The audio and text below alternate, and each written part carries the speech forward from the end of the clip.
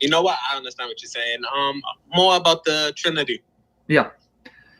Well, not being too specific, so I'm assuming what you're trying to tell me, because I'm trying to figure out what's the stumbling block.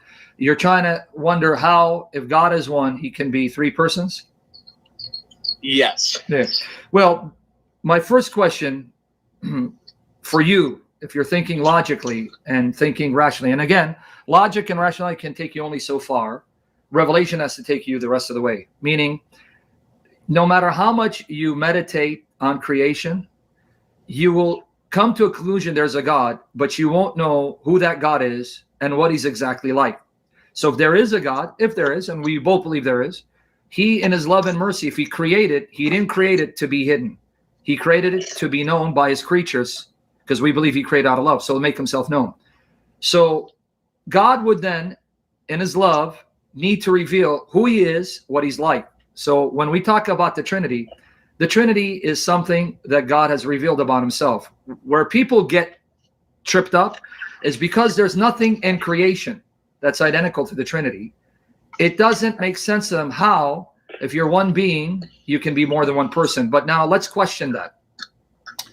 If you believe God is beyond comprehension and unlike anything in creation, would it surprise you and shock you that God's mode of existence, the way he exists, is completely unlike anything in creation, and there'd be nothing identical to it, and so that the way he exists would transcend our ability to fully understand? Yes, that makes sense. So that's number one. The Trinity is unlike anything in creation. There's nothing identical to the Trinity, and we're not able to fully comprehend it, which should be expected if we're dealing with an infinite mind, a being that's beyond comparison, who exists in a completely different way than the way creatures do. So the fact that you have a struggle with the Trinity, that doesn't mean it's not true, because you sound like a very intelligent man, and I'm not saying that to patronize you. You know that even in creation, even among scientists, there are things within creation, as limited and temporal it is, that they know are realities, but they don't understand how. They see it, but they don't comprehend it. But that doesn't mean they deny the reality of what they're seeing, right? That is true. That's for example, I'm a auto technician, and some of these cars, people you watch say this and that, but you still got to get a different understanding. So it makes sense.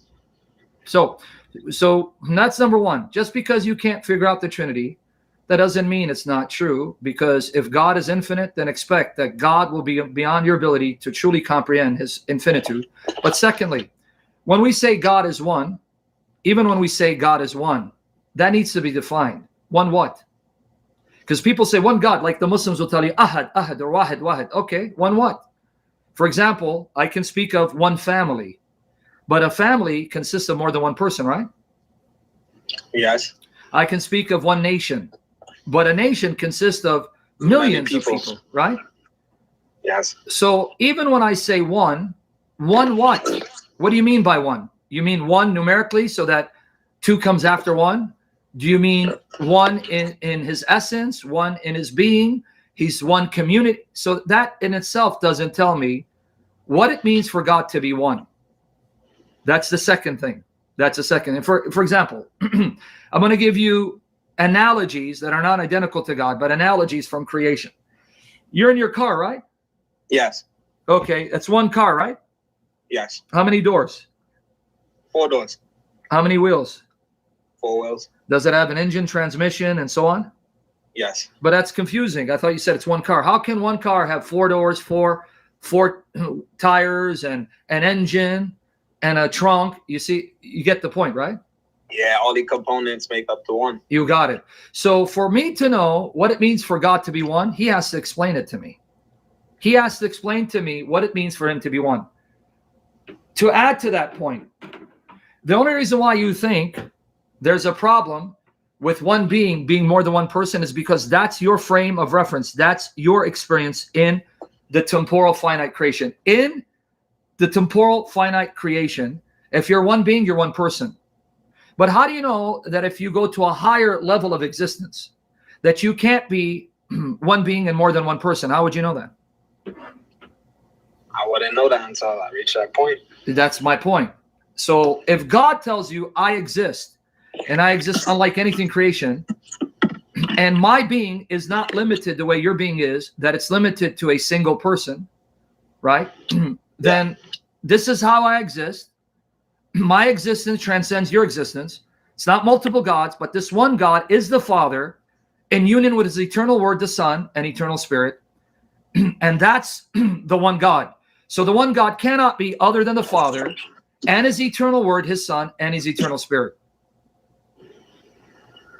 Can't be. That's what makes the one God the one God.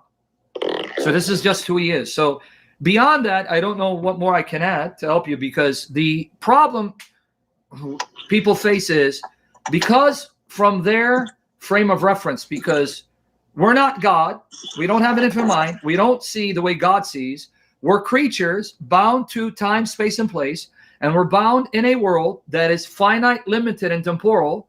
So we only assess by what we see and experience. And in my experience, every being is a single person, which is also not completely true. Have you ever looked at Siamese twins? Yeah.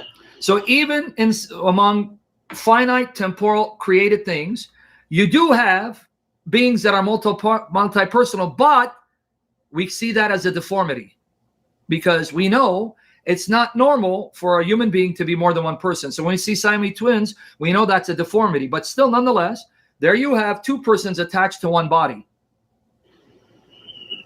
Yeah. Right? But that's a deformity, obviously, because God did not design human beings to be multi-personal, and that one being is more than one person. In fact, if you have a person that's multi-personal, we call that a disease. That's schizophrenia. Because you can have in the psyche of a human being where he has multiple personalities, and one personality is not aware of the other. That is a fact, but that's schizophrenia. But that too is a deformed, that's a defect, right? Yes. So is that clear? Yeah, it make perfect sense to me. Now I have a better understanding. And now let me give you a final example from Scripture, even from finite temporal things, the creation of man. Not that God is identical to physical beings, because he's not a physical being. He's not bound to time, space, and place. And we don't say there's a male and female in the Godhead. So we don't have God the Father and Goddess the Mother, right? Yeah. But in creation, God said, let us make Adam in our image after our likeness. But then it says, Adam is them. Let them have dominion over the world. I'm summing up the passage. So here he says, I create Adam. This Adam, he is in my image. But then he says, this Adam is them. And Genesis 1:27 tells us that Adam is male and female. The male and the female together are the one Adam. And in Genesis 5 verse 2, it says, in the day he created them male and female, and the day that he created them male and female, he called them and named them Adam. So the male is called Adam, the female, his wife, is called Adam. And then in Genesis 2:24 it says, for this reason a man shall leave his father and mother and cling to his wife, and the two shall become one flesh. Basar achad. Okay, now here's the problem. Eve, the female, has her own flesh body. She's a distinct physical being. The male Adam, her husband, has his own physical body. He's a distinct physical being, but it says the two are one. So here you can have two distinct physical beings, physical persons, still being one. How much more God, who's not limited the way we are?